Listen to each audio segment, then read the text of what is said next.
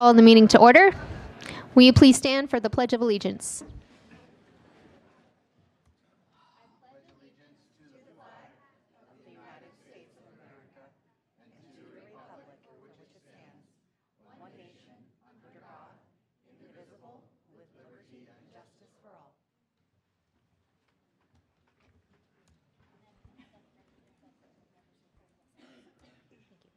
Let the record reflect that all board members are present with the exception of Ms. Christine Pritchard. Next, we will move to item B1, recognitions and celebrations. Dr. Dean. Thank you, Madam President, members of the Governing Board, members of Cabinet, and our community. This evening, we are very excited to honor several of our students who have had great achievements this winter, either through the City of El Mirage and Surprise Essay Contest, and we'll recognize them in just a minute, or through our state and regional champions and national champions athletically this winter. And so I would like to ask the board to join me at the front of the stage, and we'll turn the first part of this over to Dr. Asai to recognize our essay winners, and then Dr. Croto will go right into introducing and recognizing our state champions. Thank you so much, Dr. Dean. I didn't know I was announcing. We have our first essay winners for the City of El Mirage. First place, or we'll start with third place, went to Caleb Rodriguez.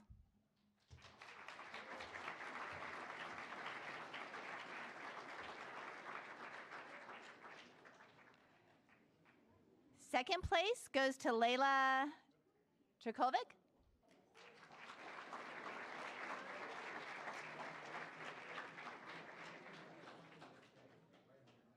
And first place for the City of El Mirage 3rd and 4th grade is Esmeralda Olvera Martinez.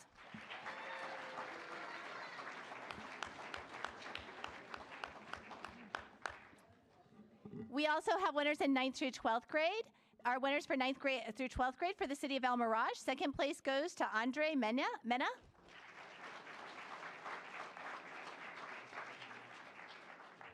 And first place goes to Nathaniel Cosio.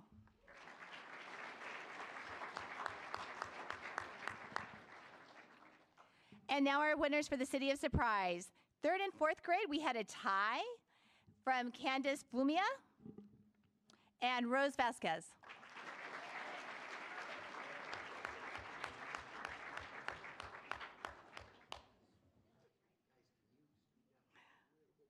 And they're all going to fly away with their balloons. For 6th through 8th grade, our first place winner was Tatiana Pellegrino.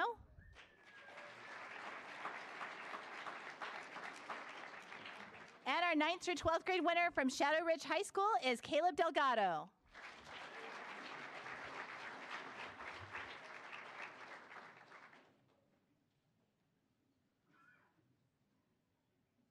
Parents, you can move to the front and take pictures if you want. Make sure you get big smiles to your parents.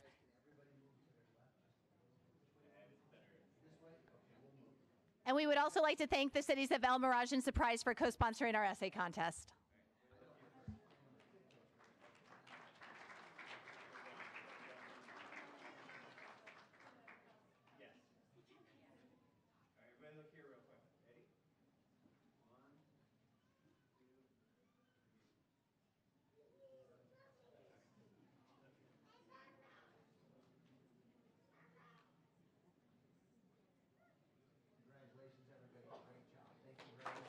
And a round of applause, final round of applause. Thank you.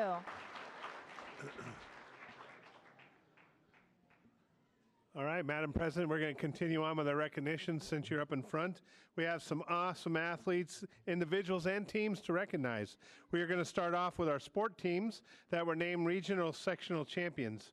And so first we have, when I call your team or call you individually, please come up, take a picture real quick, and then we'll move on. The first one is Dysart High Girls Basketball. They are the 4A Black Canyon Region champions.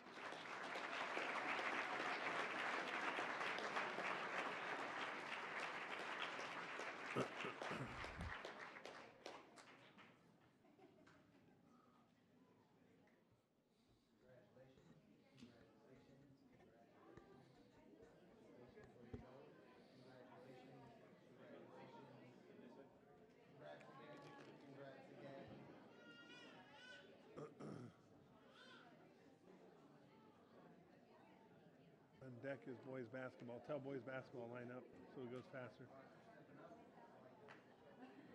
Dysart, boys basketball, you're next.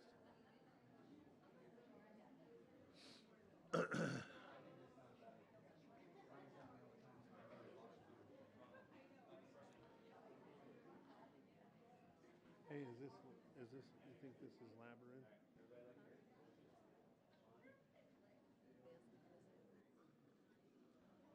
Hurry, I need the list. Congratulations.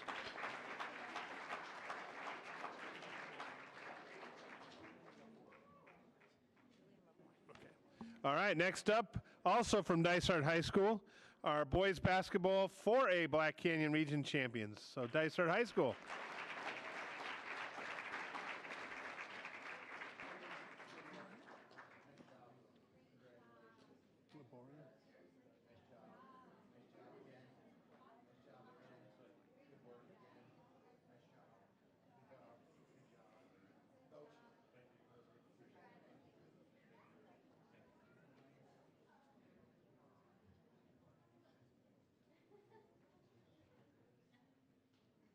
I'm going to jump down to the Coach of the Year.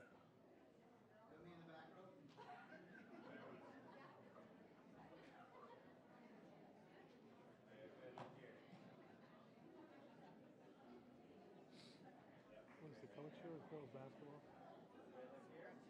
No, from Dysart. Erica Canano.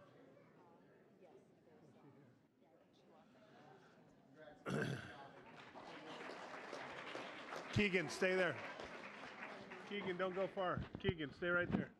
All right, along with these two teams, we want to recognize we had 2 region coaches of the year, and they're both from Dysart. So Keegan Cook, boys basketball coach, and Erica Granados, girls basketball.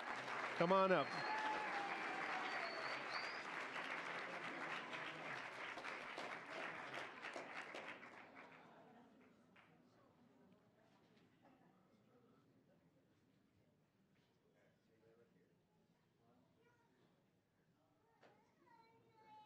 Congratulations, coaches.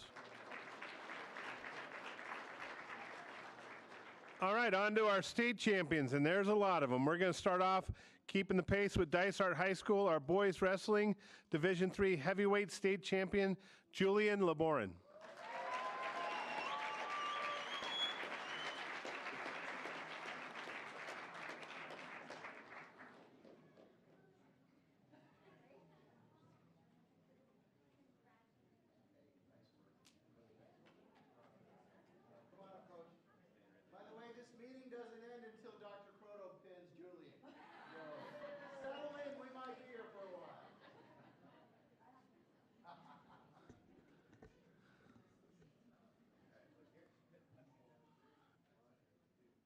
Julian's joined up there by Coach Benton Bloom. So, Coach, congrats. We have a region champ in boys soccer that I omitted, so I'm going back to the region champions because I don't want to forget them. Shadow Ridge boys soccer regional champions. Shadow Ridge.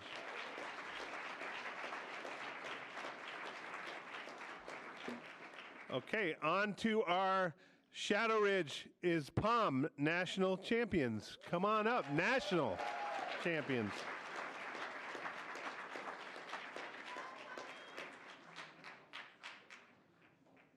And yes, you heard that correctly. That's national champions, not state champions.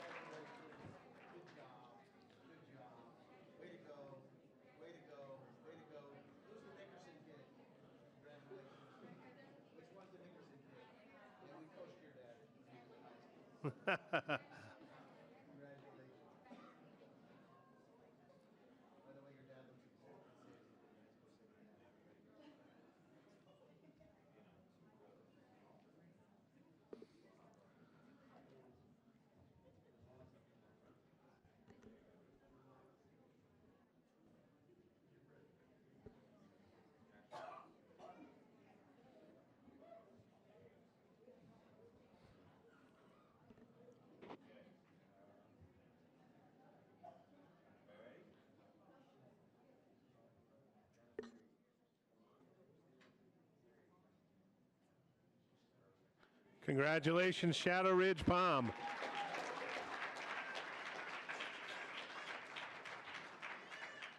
Continuing with Shadow Ridge, we have boys wrestling, our 215-pound state champion, Abel Garza. Thank you.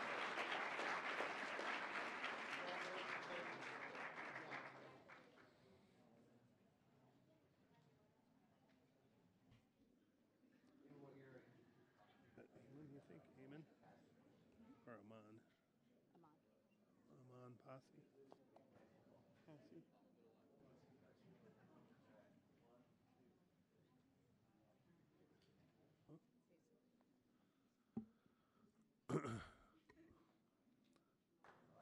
All right. Also from Shadow Ridge, boys wrestling 150-pound state champion, Amon Pacey. Did you say that right? Passy? Passy, sorry.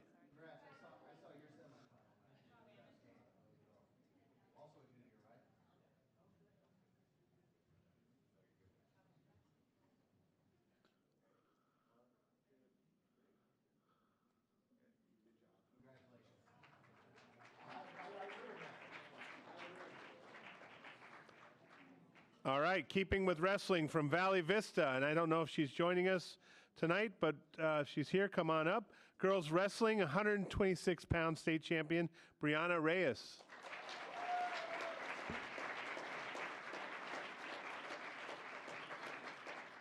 All right, from Valley Vista, our Unified Soccer Gold Division state champion. Come on up, Unified Soccer.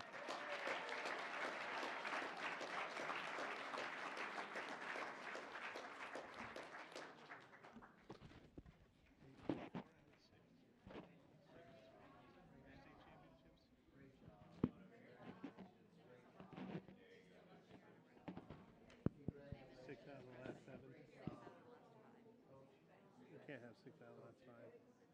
6 out of the last 7, 4 in a row. 6 out of the last 7, 4 in a row.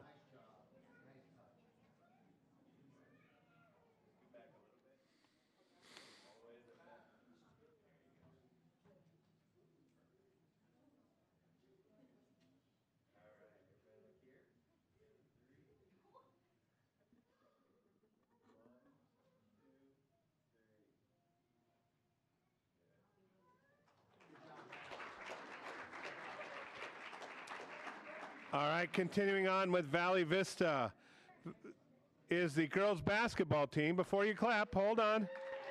They were 6A West Valley Region champions, and they are also the 6A state champions. For 6 out of the last 7 years, they've been championships, and 4 in a row. So congratulations, Valley Vista.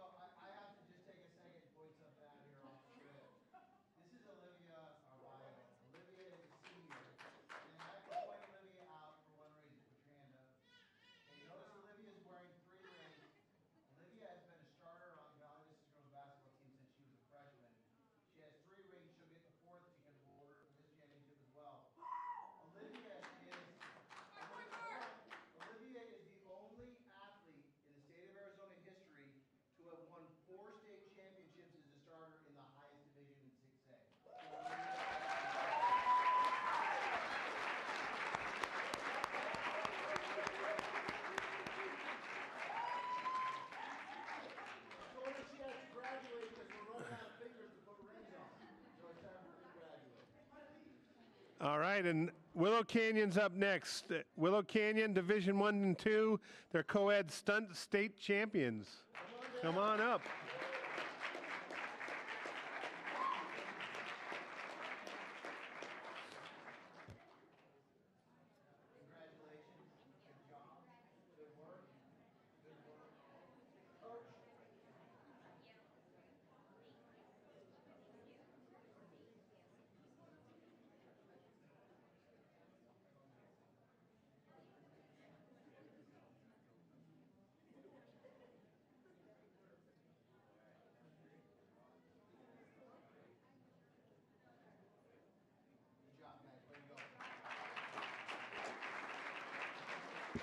Might as well stay there.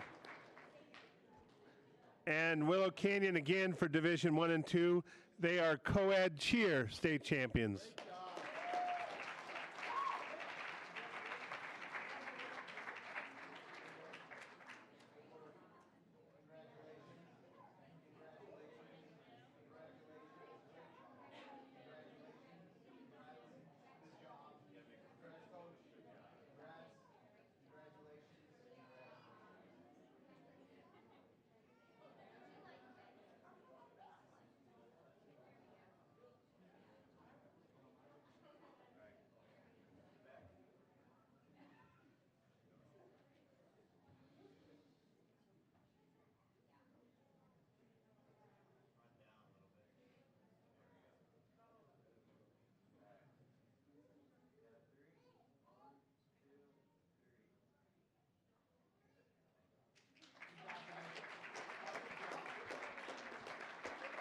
All right, and from Willow Canyon High School, Unified Basketball Gold Division State Champions.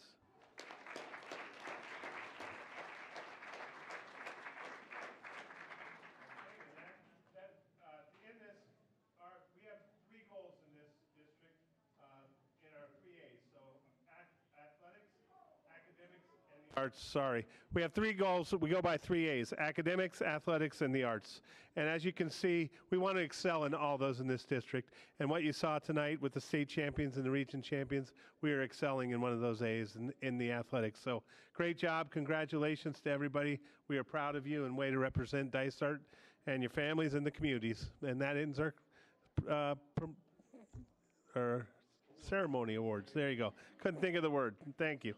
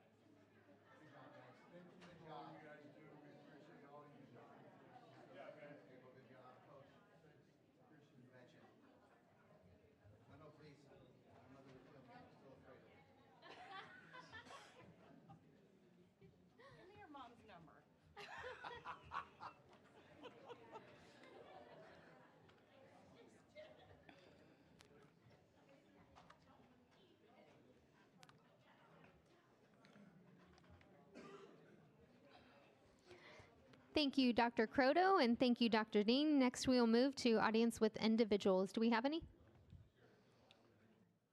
Nope. We do not. Okay.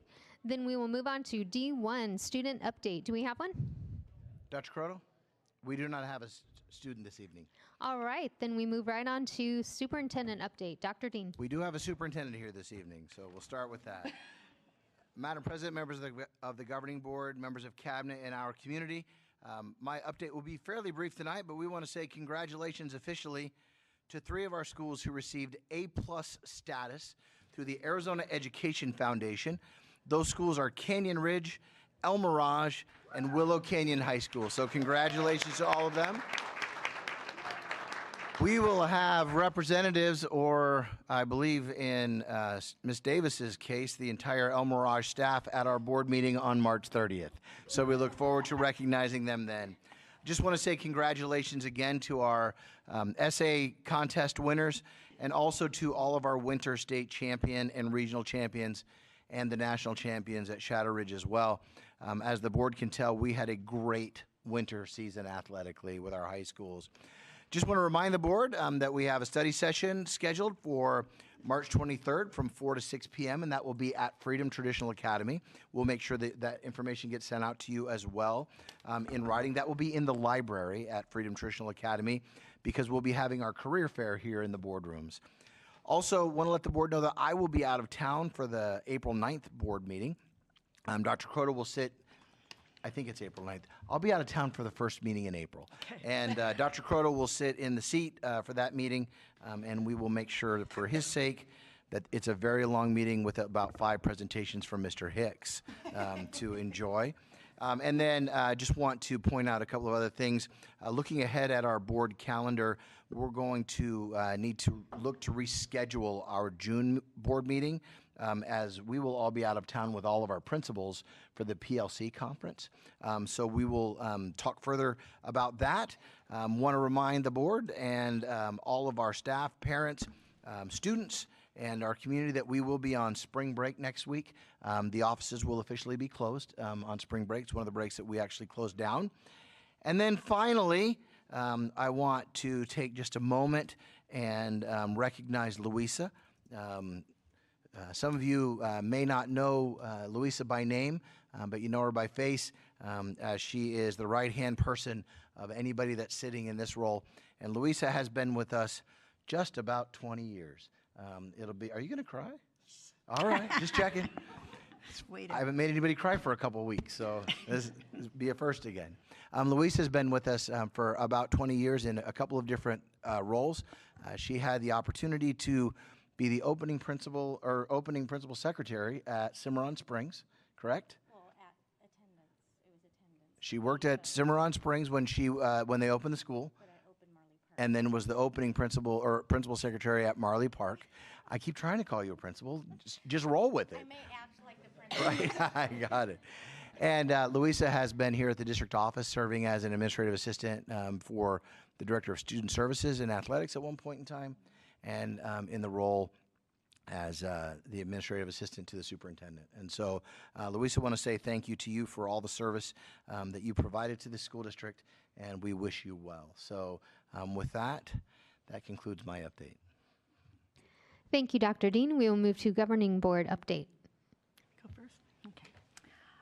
Let's see. I participated in Read Across America, and it was so much fun being in the classroom. And I got to read at Countryside and El Mirage, Rancho Gabriel, Canyon Ridge, Freedom Traditional, and Sunset Hills. And at Sunset Hills, I did the whole 3rd grade in one room. That was very scary. I mean, one class is fine, but 3, but it was fun, and they were so gracious to me. I also attended Sunset Hills musical production of Newsy Jr., and if you didn't get to go, you missed out on a great production. And finally, just thank you, Louisa, for your service and your patience with me. I appreciate it. And good luck in your new position. They're very lucky to have you. I would also like to say congratulations, Louisa. We are going to miss you. Good luck on your new journey. I also attended Read Across America at Canyon Ridge, Rancho Gabriela, Freedom, and El Mirage Elementary. I had an absolute blast reading to the students. And then I also attended the National Junior Honor Society induction at Freedom Traditional. And I just want to give a shout out to Miss Soljic. She did an outstanding job with the ceremony and the students. So the students that were inducted were 6th grade through 8th grade, and I'm very proud of all of them. So it was an honor to be there. So thank you.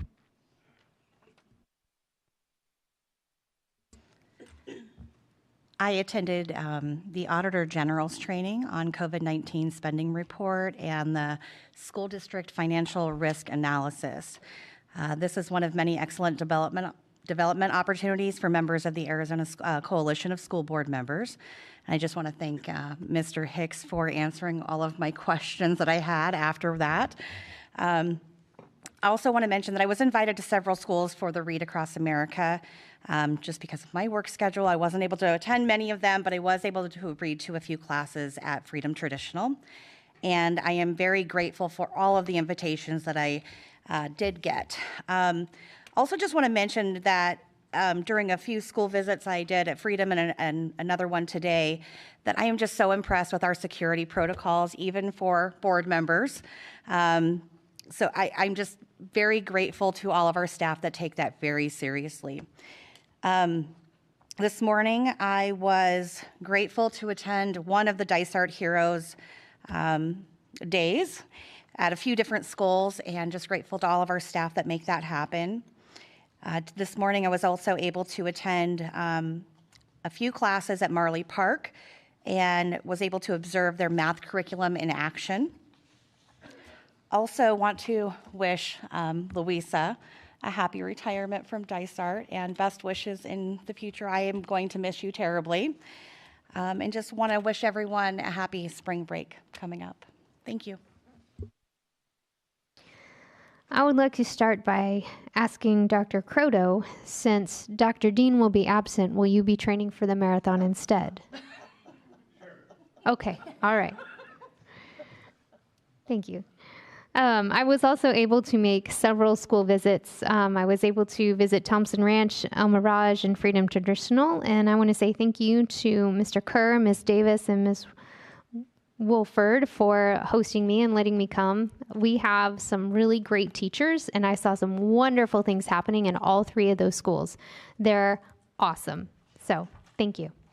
And I also want to say thank you to Louisa for all of your hard work, for organizing and everything that you do to make all the magic happen every week. We just really appreciate everything that you do and your service.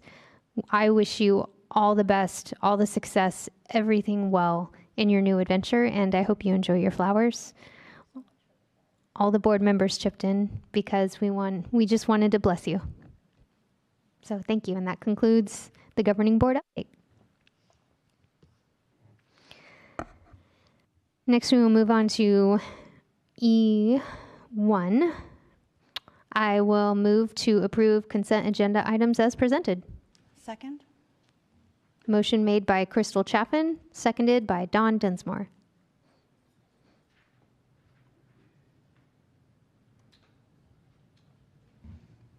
Important step.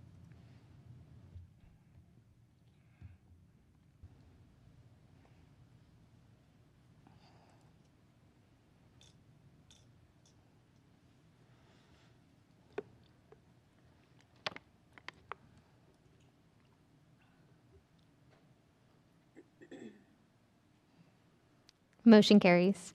Next, we'll move on to G1, information on teacher evaluation. Dr. Dean. Thank you, Madam President, members of the governing board, members of cabinet, and our community this evening. Dr. Asai will present, Dr. Poling. Too many doctors in the house. Dr. Poling will turn this over to present information on our teacher evaluation. Thank you, Dr. Dean. Madam President, members of the board, I'd like to introduce Dr. Jane Weefrich, our Director of HR, who will be presenting this evening.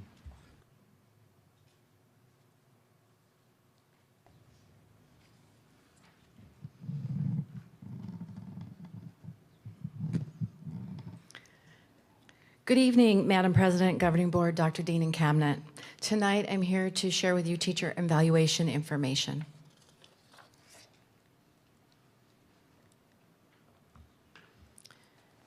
Maybe.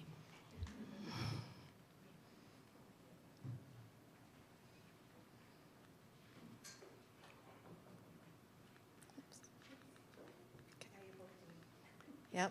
Are there any questions? I think that's me now. Okay, thank you. I'm sorry about that. So we have the certified evaluation for continuing teachers is a minimum of 1 year formal evaluation, and the probationary teachers receive 2 formals in a year. At any time, they can request another evaluation, or an administrator can request another evaluation. There does need to be 60 calendar days between each evaluation. The evaluation process for certified staff consists of 6 main areas. It starts with self-assessment and it ends with a year-end conference. The evaluation model contains 3 domains. The domains are planning and preparation, classroom environment, and instruction, and each of these domains does have their own rubric. The professional practice rating report has 4 areas: distinguished, proficient, basic, and unsatisfactory. We do have an alternative performance evaluation cycle. This is put in place by the state of Arizona. There are 5 steps to this cycle. After 3 years of the highest level of evaluation scoring, an evaluatee may be moved to the APEC, we call it the APEC cycle, in agreement between the evaluator and the evaluatee. As you can see from the steps, the only thing that's missing is the formal evaluation. At the conclusion of the evaluation process, a certified evaluation score is calculated, and it is done with multiple measures, and we produce the state level classification system. And the state level system is highly effective, developing, and ineffective.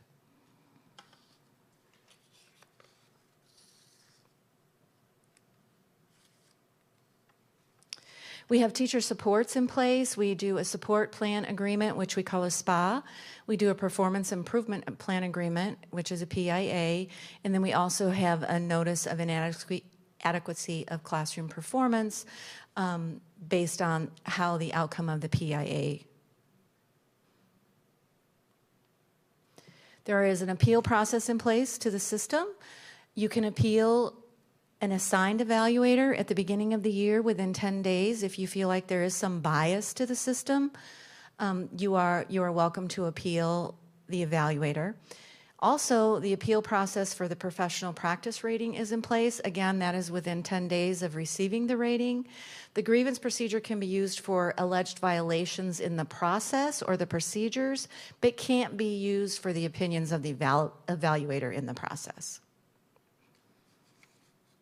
So are there any questions that I can answer about any of those areas? Thank you so much. I appreciate it. Do we have any other questions? I do have a couple questions. When a teacher, let me pull that back up. When a teacher is placed on the APEC, what happens if their evaluator does an informal and all of a sudden 3 or 4 years later sees things are not where they were prior to that teacher being placed on the APEC? So if an evaluation is identified as needed by the administrator, automatically that happens. The teacher does come off the APEC cycle. They are evaluated, and then they would have to have 3 years of the highest evaluation again to go back on APEC.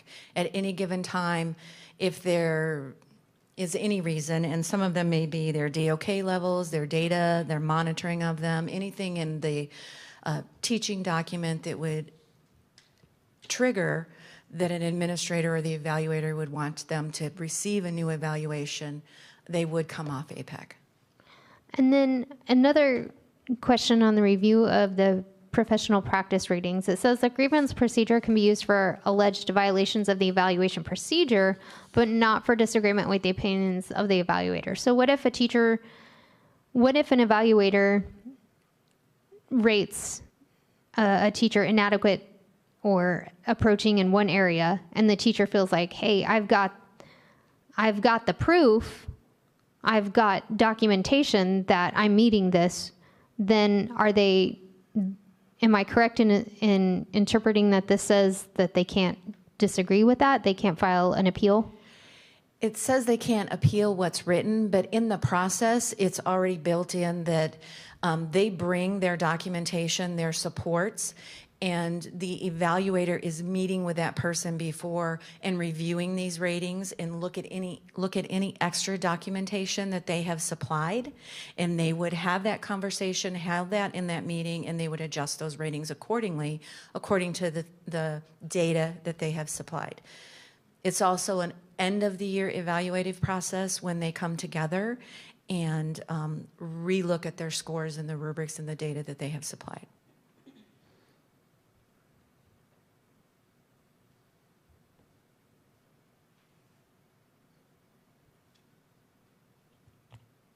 Okay, thank you. You're most welcome. Do we have any other questions? Okay, thank you so much. Thank you. Next, we will move on to G2. Dr. Dean. Thank you, Madam President, members of the Governing Board, members of Cabinet, and our community. I'm going to keep this simple this time because I'll be the only doctor presenting in this item. And so this item comes to us at the request of a Governing Board member as it relates to Governing Board committees and superintendent committees and how those intertwine with the open meeting law. The Governing Board can call for committees of various natures as they see fit. In my tenure in the district of 18 years, I believe that I've seen a Governing Board in our district call for one committee, and that was in 2005, late 2005. Ken may remember this, when we had a Governing Board that called for a committee to study a potential bond. And that committee was in place to the end of towards the end of 2005, beginning of 2006, and then that committee made a recommendation to the board as to determine whether or not they believed that there was a necessity for a bond in the district. Later that year in 2006, there was a bond election and a bond passed. That's the only time that I can recall in my tenure of 18 years that we actually had a board-appointed committee in the district. Now, we have several committees that run, but in terms of open meeting law, the only committees that are required to follow open meeting law, and when I say open meeting law, it would be posting of the meetings 24 hours ahead of time, and then posting of minutes of each piece, would be a board-appointed committee or the curriculum review committee. A curriculum review committee, although it's a superintendent committee, is required to follow open meeting law. However, I do want to specify that when it comes to curriculum review committees or committees that are not board appointed that have to follow open meeting law, they are not required to follow the same format as board meetings. And so the requirement for minutes, for example, for the curriculum review committee, is a summary of the meeting. And that you can find that on our website currently. That's all that is required to be posted to be in compliance with open meeting law. And so when a curriculum committee meeting is held, they don't follow the same process where someone calls the meeting to order and follow a script similar to what we do, with a governing board meeting. Yet they are required to post a summary of the meeting in terms of meeting minutes. The superintendent, on the flip side of that conversation, the superintendent can run committees throughout the course of a school year based upon the needs within a given year. There are times that we run several committees, and there's times that we run very few committees, depending on what happens.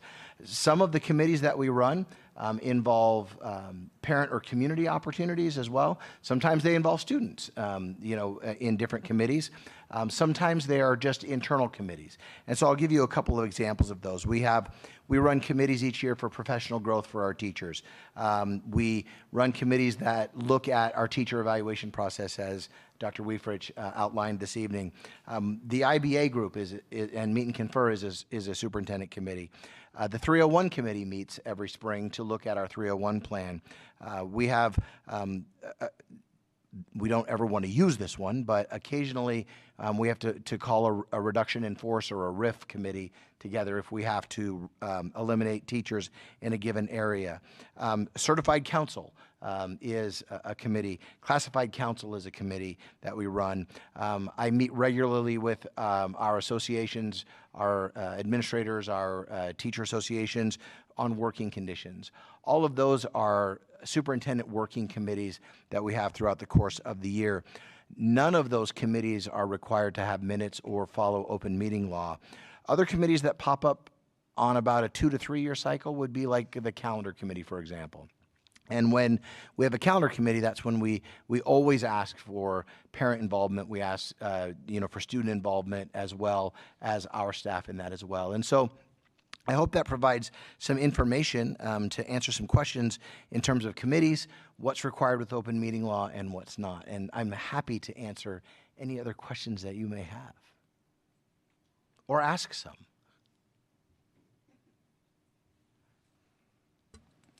I noticed that one of the committees, and maybe it's not considered a committee, but the only other committee that's housed in board docs is for the trust, right? The trust risk retention. The Oh, I'm sorry. Thank you. And Sorry, yes, I thank forgot you. about that one. Yes, the benefits. Yeah, the self-insured benefits insurance trust. Yes, and that committee does follow open meeting law, post meetings ahead of time, post minutes afterwards as well. Thank you. I did Is forget that because one. the board appoints that committee? That is a board-appointed committee. Yes, I'm sorry. So now there's 2 committees I'm aware of that are board-appointed. Yes. Okay. So, and I do understand that, and I want to thank you for clarifying that, but a lot of these committees that you mentioned were staff committees, and I think from some of the previous public comments that we've had, and I really was hoping that this was going to be more geared towards committees that were open to the public. I know you touched on a few of them for parent committees, like the calendar, probably like the code of conduct, that kind of thing. But what I would like to see is, even though it's not a board-appointed committee, these public committees, I would like us to have these committees on a public page all together with those minutes, whether they're detailed or summarized. I think there's a lot of parents out there and community members that are concerned about what's going on in public schools, whether it's our district or things that they're hearing at a state or national level. And they want to be more involved, and they want to understand more of what's going on if they're not physically able to come to one of those committee meetings. So is that something that we could look into, like a central location for committees? Madam President, Member Densmore, yes, we certainly can. There are, what I believe I hear you saying is for, I think the word you used was public committees that involve parents or community members or what have you. If we could post, even if they're not required by open meeting law, just a summary of what happens in those. And calendar? I don't think that would be a problem whatsoever. And I think I'm hearing that we could do, or the request would be, can we post it on a page somewhere that's easily findable, for lack of better terms? Something on a homepage, a link to it. Absolutely. I think that we certainly can. And there are other committees that I certainly didn't bring up. You mentioned the Code of Conduct, and that is a committee that we have parents on as well. And yes, I think that we can certainly go that route. There are internal district committees in which we would not provide summary meeting minutes of, for obvious reasons. And IBA is an example of that, right? And so That's why I specified public. yes, but I think that with the public piece, I think that's something that we could certainly look to do. Okay. Happy to do that. And then with that page, could we also have notices when we are asking for community input, saying we are looking for X amount of people? Madam President, we certainly can do that. And, there have been times in this district, and I'm going to use the word unfortunately, where we have begged for people to be part of it because no one had interest. And so, yes, we are more than happy to do that. We also typically put advertisements in various places when we're looking for committee members as well. But we can do that on that committee page. We'll post summary minutes of the public meetings, and then we also will be more than happy to place a link that just says, if you're interested in being on a committee, click here, and then we'll collect that information so that we just have a database when we have committees, and we can reach out to folks and see if something meets their interest. Easy peasy. Very much. And as a matter of fact, I'm being told by the powers that be way behind us that we actually have a committee interest form already that we have available on our website, and we'll just make sure we link that to that page, and that way it's in one easy place for people to find. Great. Piece cake. Thank you. Do we have any other questions? All right, thank you. We'll move on to G3, information on curriculum writing. Dr. Dean. Thank you, Madam President. Madam President, members of the governing board, members of cabinet and our community. Also at the request of our governing board, we have information this evening that Dr. Asai will share as it relates to those folks that we pay for curriculum writing during the course of the year. This is usually an every agenda item in our personnel action report in which we pay folks hourly for a broad term that is just titled curriculum writing. And so Dr. Asai will present information on that. Dr. Asai. Good evening, Madam President, members of the board. When you see something called curriculum writing, what it usually entails is teachers going back and doing work as it relates to standards, assessment, district-approved resources, scope and sequence, and best practices. We always start with the state standards that we're charged with teaching. Lots of times when we have a district-approved resources, they will give us exams, and sometimes they're great exams, sometimes they could be better. An example I like to use is my first year teaching, there was a question on golf that said Don hit 1 and 1, Crystal hit 3 and 3, who won and by how much? If I was a child who had been exposed to golf, I would understand and answer the question correctly, but if I hadn't, even though my math would be right, my answer would be incorrect. So we look at first semester, I think last board meeting, there was curriculum writing, and it had to do with K-3 reading. And that's a curriculum and a resource we had adopted, and it's in its first year of use at K-3. So those people were going through and looking at the assessment results from students and saying, how did our students do? And then they talked about, was the assessment item fair? Do we think this was a solid assessment item? If it wasn't, our kids did poorly, we go back and look at our scope and sequence. And we say, did we miss something in the scope and sequence? Did we need to hit long A a little bit harder? Did we need to hit it in different ways? If it's not our assessment, usually it's our instruction that we can beef up. We also look at mapping in best instructional practices and academic vocabulary. So when you see something on there about curriculum writing, and you'll see more toward the summer when we do the majority of our work this year in summer seminar, but it is an ongoing process throughout the year. And one piece I would like to add, and I stated in the introduction to this piece, is that the broad category here is called curriculum writing, and perhaps that's not the right term, because our staff is actually not writing new curriculum. What our staff does during that time is they're reviewing and revising things like our pacing of when we teach lessons, how long it takes us to teach a given unit. As Dr. Asai mentioned, we might make tweaks and adjustments to tests, test questions, test items. A better golf example would be Dr. Dean and Dr. Croto are playing golf in San Diego next week. Dr. Dean shoots 68, Dr. Croto shoots 90. Who won? And to Dr. Asai's point, if you're not familiar with the game of golf, you would think that the high score wins. And so when we find those things in test banks and test items, then we go back and we review and we tweak those. I remember once upon a time I was teaching in middle school, and we were giving a state assessment. I think it was the Cat 9 back then. And there was a question in a passage about a babbling brook. There's not a lot of students in the Phoenix area that are familiar with babbling brooks, right? And upon analysis, the majority of the students that I taught got that question wrong. And so what we found is that, you know, we needed to revise the way that we taught in that school, in that district, our vocabulary components, to add pieces like the word brook and those kinds of things that aren't familiar to students here.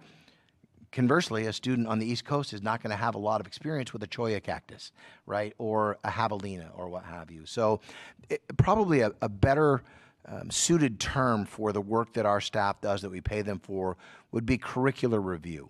And it might benefit us and our community to fully understand what's happening in that payment, to change that term from curriculum writing to curriculum review, because that's really what it is. And again, our staff is not going through writing new curriculum. They're going through and making revisions to the way, the pace, the way we assess, and the way that we teach the curriculum that's adopted by the board. Thank you. So to your point, we're not paying thousands and thousands of dollars to buy curriculum and yet still paying our own people to write the curriculum. That's correct. Madam President, that is absolutely correct. So it's just a matter of us taking a look at what we're doing, which, by the way, here's a quick free advertisement for Summer Workshop. This is what Summer Workshop is completely about. We look forward to all of our staff being there.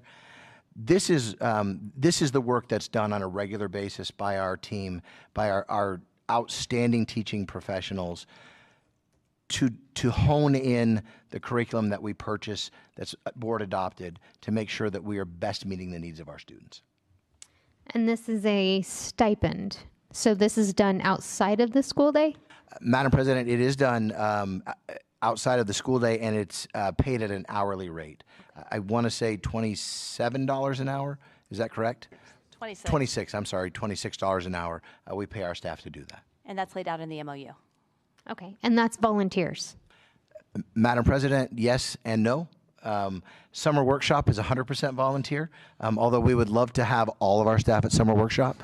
And we're paying you your daily rate for Summer Workshop this year. But there are times that we seek people out intentionally who have been very successful in a given unit, a given grade level, whatever the case may be. So we're not paying a first-year teacher to perform these duties? Madam President, that would be rare and unlikely. Thank you.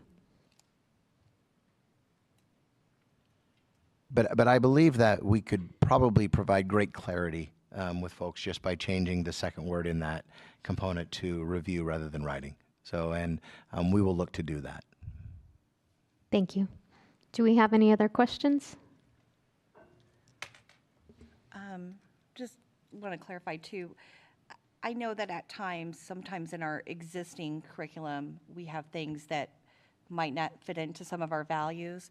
So would that fall into this as well, if they were just maybe changing some language in some of the prompts for students, things like that? Madam President, Member Densmore, yes.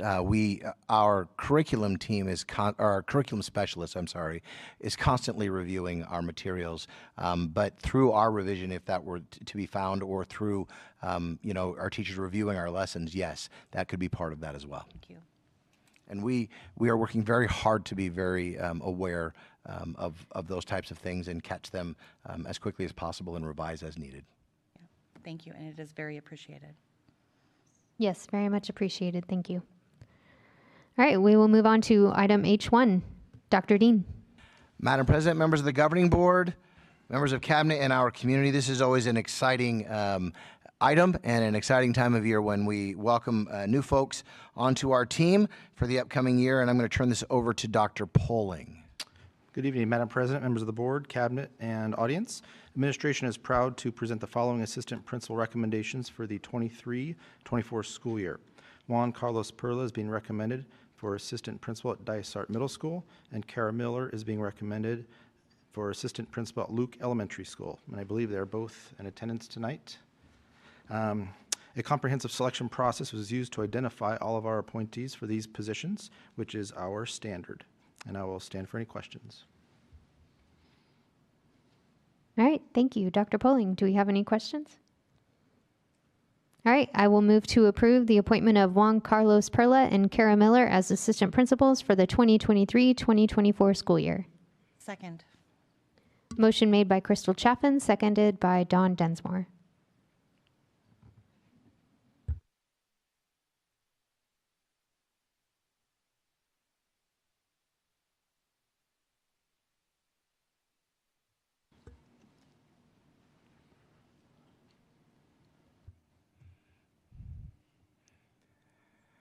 And Madam President, they are both in the audience, and I would ask them to stand so that we all know who they are. And congratulations. Motion carries. Congratulations. Next we have H3. Wait, where are we at? H2, Dr. Dean. It's contagious, Madam President. I'll take responsibility for that. Madam President, members of the governing board, members of cabinet, and our community, this evening we are pleased to bring a recommendation to approve the appointment of a director of federal projects, and I will turn this over to Dr. Poling. Thank you, Dr. Dean. Madam President, members of the board, we are proud to present a recommendation for a position of Director of Federal Projects. Dr. Ashley Longoria is being recommended for the assignment for the 23-24 school year. Ashley Longoria has a doctorate in organizational leadership. She was a principal with us for 3 years, and if my memory serves correct, she is a graduate of Dysart High School. All right, there we go. So Dysart is in her blood. So a comprehensive selection process was used to identify Dr. Longoria, and I will stand for any questions. Thank you, Dr. Pulling. Do we have questions? All right, I will make the motion to approve the appointment of Dr. Ashley Longoria as Director of Federal Projects beginning the 2023-2024 school year. Motion made by Crystal Chaffin, seconded by Joe Grant. As the board is voting, I would like to state we've actually not taken a blood test on Dr. Longoria, but we believe Dysart runs through her veins.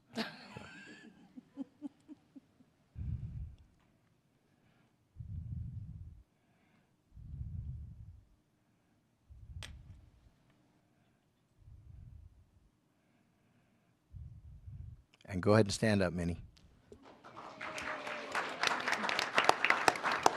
Congratulations.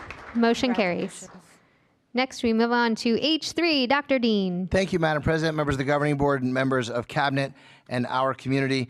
The state of Arizona allows school districts to petition the State Board of Education to create teacher education programs in an effort to recruit and train new teachers in a school district. And so this evening, Dr. Asai will present information on this item as it relates to a teacher education program that we have had approved by the State Board of Education as it relates to special education teachers in our district. Dr. Asai.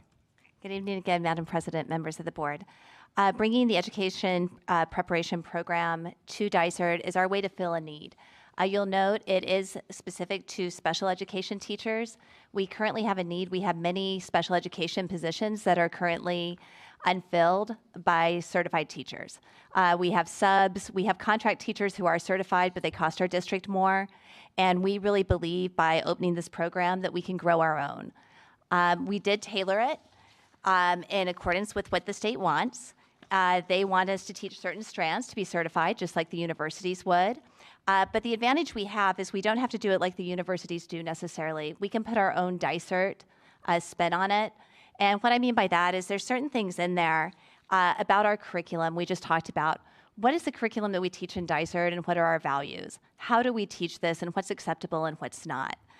Things like lesson planning. How do we do our lesson planning? What is our expectation for integration of technology? We also have assessment. We talk a lot about assessment. I think Dysart's farther along than many districts in our use of assessment and breaking it down. So it enables participants, which would be a limited number, who have bachelor's degrees already, to indicate, I want to become a special education teacher in Dysart. They're trained over 70 hours in July. That continues throughout their whole time teaching. They have a mentor teacher. They have a teacher appointed by the district, really, that trains them in those things, that observes them, provides them feedback, while at the same time they're working with mentor teachers at sites. And we really believe this is an opportunity to fill a need for a high needs population and do it in a way that we can get quality teachers. Questions? Thank you, Dr. Asai. Do we have questions? Is this similar to like student teaching? They're in the classroom, but they have a mentor. They would have a mentor. They're not doing it with somebody. They are assigned their own group of students. This is very similar to the model ASU uses now, where they do get paid while they're doing that. So it's a get paid to learn. An example, member grant is I have a friend who works at a local charter school. We are still friends. But she has a teaching degree in another state. She was almost there in another state. I guess she has her bachelor's. She would like to teach in Arizona. She would like to teach special education. Charter schools can employ teachers who aren't certified. We don't. She would have the opportunity to sub, but through this program, she could get her teaching certification and be a member of the Dysart family and learn the way we want to do things. And how is this going to be advertised, I guess is the right word. I mean, you obviously have a friend, you can tell, but how else would you be able to draw that we would work with our public relations team on advertising and recruiting. Hopefully we would get more recruits than we have spaces, so we can be very selective in who we choose. Our first step is getting it approved. We haven't started talking advertising plans until we get the board's approval.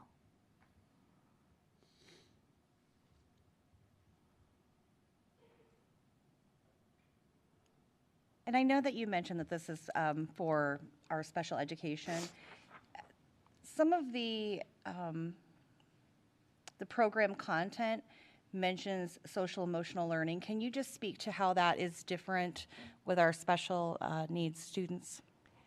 Yeah, and if I can talk to it in two respects. Yeah. Number one, lots of our special education students do have social emotional learning goals. So in a special education program, we would need to address those. We have to write goals for them if that's their area of disability. Lots of times with our autistic children, they need help with, how do I interact socially? So we do write those goals, and that's embedded there. But also in the classroom, and I just made a note, on 8/11, we presented to the board what SEL is and is not in Dysart. SEL in Dysart has to do with problem solving, goal setting when we talk about those things. And it's really not what we would consider social emotional learning even. But what it's not is it's not about CRT, it's not about sexual education, it's not about social justice or anything like that. So it also gives us the opportunity to teach these teachers coming in, not necessarily what the university might teach them, but say this is how we do things in Dysart, and these are aligned with our Dysart values. Thank you very much.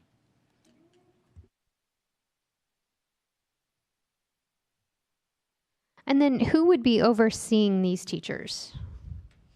Who oversees this program? We would hire a position funded to do this through special education funds. And then ultimately, it would be Dr. Wyfridge is helping with it. I'm helping with it as well and supporting. So we would need to hire new district personnel to supervise this? It would be school-based personnel similar to our teaching learning specialists that already exist. So it would be site-based? Yeah, like our teaching learning specialists are site-based. They're in our schools every day, classrooms every day. It would be a position similar to that. An additional position similar to that? Yes.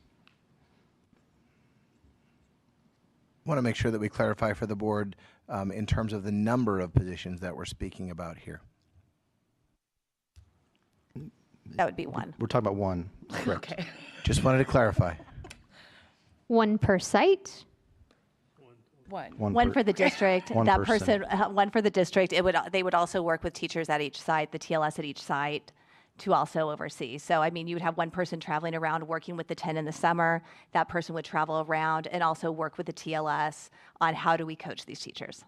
And then are we working with our TLSs to train them on this protocol and on this particular schedule? We would definitely work with them because their primary job is to support new teachers at sites. But because of the special education content in it, not all of our TLS are special education trained. So we do need that expertise. So that's when the district personnel would step in. Yes. And then if that district personnel is say we've got 3 sites where the TLS is not necessarily, their specialty isn't special education. So is that district personnel going to be able, is it feasibly possible for them to have the manpower to supervise all 3 schools? I believe it is because of the special education structure. We have special education specialists that are usually assigned to 2 schools that can support, so they would also partner with that person. We also have the coordinators of 4 or 5 schools. So I do think if it comes to that we would have the manpower to support. And Madam President, I would add that we anticipate that this program will start small and grow. And so we believe that what is being proposed in terms of the staff involved would be adequate to begin the program. I would love to be wrong, and we would be flooded with a number of people and be back to the board and saying we need additional personnel. But at this point, we believe that we'll be able to handle the initial number with what's being proposed. And I'm not great at economics, but I would think in what we would save with 2 or 3 contracted teachers and grow our own, that pays for itself. And then would they be receiving evaluations like every other teacher? They would receive evaluations, and their success is actually also based on seeing progress with student test scores. So you would have to see growth with your students, and they would be receiving those evaluations by principals. And then do they have like an end of the program assessment or evaluation where they actually have to prove that they can teach. They're not just going through the program, and then all of a sudden we find out after 2 years that, wow, we have put so much time and effort into this person, but it's just not going to work out. Yes, Madam President, members of the board, yes. At the end of that 2 years, then they will need to take the state certification assessment in order to get a certificate. Okay, so they will have to take the AEPA and, okay. Yes, at the end of the 2 years. And not just with the test taking, like if we see that it's not good for our students in our schools. You see on page 10, it talks about if they need to go into more intensive support in year 2. We look at planning and preparation, classroom environment, instruction, and professional responsibilities. So they are, it would be at that time we would be like, okay, we need more intensive support, or it might be time to part ways. Madam President, very similar to the way that we approach our student teachers currently. If we see a student teacher that we have grave concerns about, we contact the university and refer them back to them. And so it would be a similar situation if we see someone in this program that we have concerns about their ability to be effective as a teacher. We certainly will move down a path that's appropriate for our students. Probably the best way to look at this program would be, it's similar to a post-baccalaureate program that universities would offer to folks who have degrees and then want to become teachers, and they kind of fast-track that. This is just fast-tracking it through our system, and the biggest advantage is it gives us control of the folks to train them in our system, our value system, and what we believe in terms of teaching and learning for our students. Thank you. Do we have any other questions?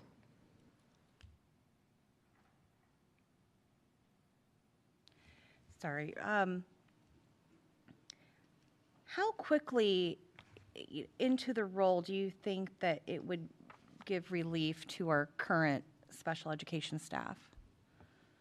I would think that it would be within the first year. What happens right now is if John and I, or if Dr. Croto and I are both teaching somewhere and Dr. Croto leaves and he gets a sub, that sub can't write IEPs. So even though we compensate another teacher for doing it, that's a heavy load on another teacher to write double the IEPs, to design that specially designed instruction. So it would take that off that staff. And I think it brings relief to our other teachers. Okay. And then who would be training that new teacher to write those IEPs? Is it going to be their buddy teacher, like their teammates? Are they going to have to pick up that slack and say, oh, I'll help you do this, and in addition to all their other duties? It's going to be refined throughout the year. In July, I can teach you how to do it. That doesn't mean that you're going to perfect it by any means. So, there would be practice in July. There would be more practice in August. Then they would probably submit it to one of the specialists at the sites. The special education specialists already review IEPs and work side by side. So it's really a multi-person effort, even though you have to have that central point. But when all of us work together is how things get done. And you think this would greatly alleviate some of the stress of our current special ed teachers who are spread thin and teaching bigger class sizes than they normally would? I believe not only would it alleviate stress to the special education teachers, but also to general education teachers, to some of our administrators. When you're short-staffed, it hurts anyway. But when you're short-staffed in ESS, for some of our learners that need qualified teachers, great teachers the most, when we have to fill that position with a sub, or when we have to incur the cost of a contract teacher, I think it hurts the system. And I think having that person immediately be able to be in the room when they're qualified, trained by somebody that's qualified, somebody who's passionate and knows ESS, who knows instruction. I believe, my own personal experience, my husband went back to school to be an ESS educator. He's actually learned more in the classroom than I think he did in his teacher program. I helped him with his objectives once and he got a B, but in Dysart he got an A because I wrote him the right way. But just going through those things, and I will tell you my own experience being married to a special education teacher is that he's learned more from his colleagues and the people he works with here than he did in his 3 years at the university. He did not go to U of A, or he would have been more appropriately trained. Thank you for that clarification. Thank you. Do we have any other questions or points of discussion?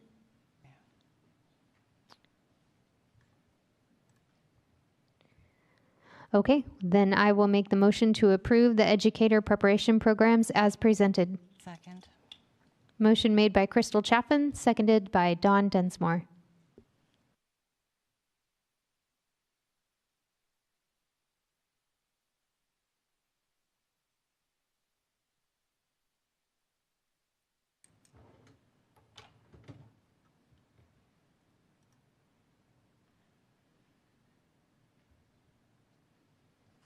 Motion carries. We now have requests for future agenda items. Do we have any? All right. I will move that we adjourn the meeting. Motion made by Crystal Chaffin, seconded by Joe Grant.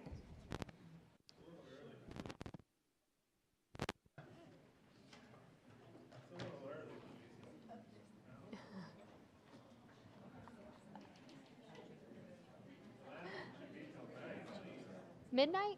What?